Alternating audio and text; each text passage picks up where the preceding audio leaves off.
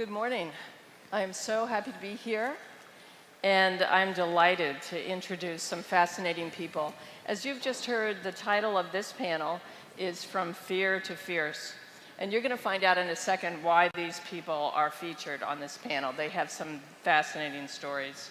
To my immediate left is Devon, a former NFL defensive end who played for the Cincinnati Bengals and other teams. Anyway, thank you so much. Each of you have had a unique experience that has changed your lives. What led you, Devon, here today? How did you get from fear to fierce? Well, first of all, can I get a show of hands of how many parents are in this audience right now? Right, so I asked y'all to remember the moment, when your child was born and you held your child in your arms for the first time. And you was in amazement that you was able to create a human being that you love so much. And that first oath or that first promise you made to that child as she laid in your arms that you was going to love her as much as you could, that you was going to provide the best lifestyle that you could, and that you was going to protect her as much as you could. See, I made that same oath and that same promise to my daughter on May 6, 2010. But that promise was broken on June 2nd, 2014, when my daughter was diagnosed with stage 4 neuroblastoma, and I couldn't protect her.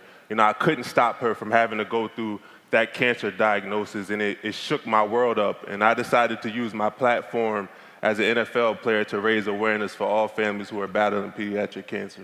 So, Devon, you were in a very unique situation because so many people across the United States were watching your situation and your little daughter, Leah, deal and struggle with the cancer. Can you tell us what was that like? And was there something about the people who you met along the way, maybe in hospitals and facilities, that made you most interested in the financial aspects of it and in helping people with non-medical bills like their mortgages and groceries and utilities? Right. It was really overwhelming to see the amount of support that we got around the country come to the aid of my daughter. And what was most surprising about it is, at a time where there's a lot trying to divide us in this world, I watched my 4-year-old daughter unite the country for a common cause and to fight childhood cancer. And I realized then that we needed to use this platform to really make a change in the world. And one of the reasons why I thought about starting the Still Strong Foundation, which financially assists families with household bills, was because when she was diagnosed, I had to make one of the hardest decisions I ever did in life, which was to leave her in Philly to receive treatment so that I could go back out to Cincinnati so that I had the insurance to pay for her $1 million treatment. And that sparked the idea of starting the foundation. But it was one time when I was in the hospital and I took Leah to the playroom because she liked to color to pass time. And when I walked in there was an 8-year-old girl sitting at a table with an IV pole next to her coloring. And in that IV pole, there was chemo dripping down into her Broviac catheter that hung from her chest cavity.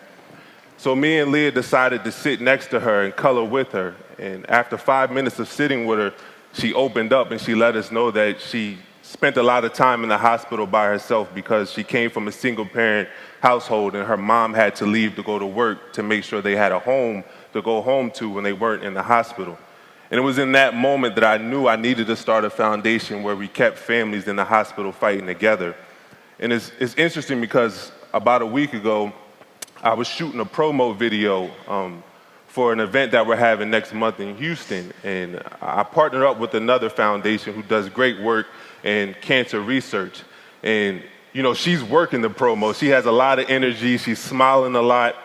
And then it was my turn to go.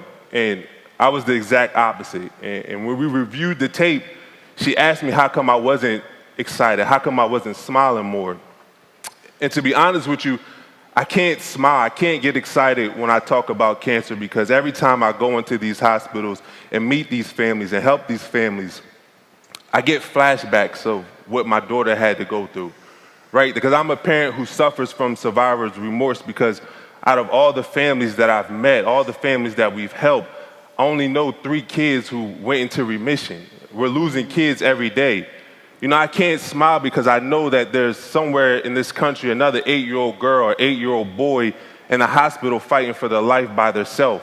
Or there's a little infant sitting in a crib inside their hospital bed receiving chemo by themselves because their parent has to leave to go to work. You know, I can't and I won't smile until one day that families don't have to experience the pain that me and 15,780 families experience every year when they hear that their child has cancer. Because I'm tired of watching kids die before they have a chance to live, and I really hope that everybody in this room is tired of the same thing. Thank you. Devon, I think you're going to have the last word. What would you like the people in this room and watching elsewhere to know and to do about the cancer challenges that we're facing? One of the biggest regrets I had when my daughter was diagnosed with cancer was not fighting before she was diagnosed. Right? I was aware of cancer, childhood cancer, coming out of Penn State and participating in Thon, but I didn't know about childhood cancer. I didn't know until I was put into those shoes. And I feel like in order for us to beat this disease, it's going to take a team effort.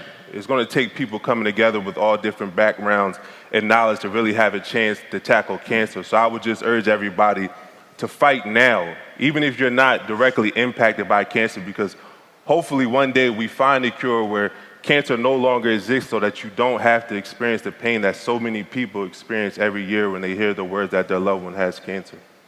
Thank you. Thank you so much, and thank you all for listening. Thank you.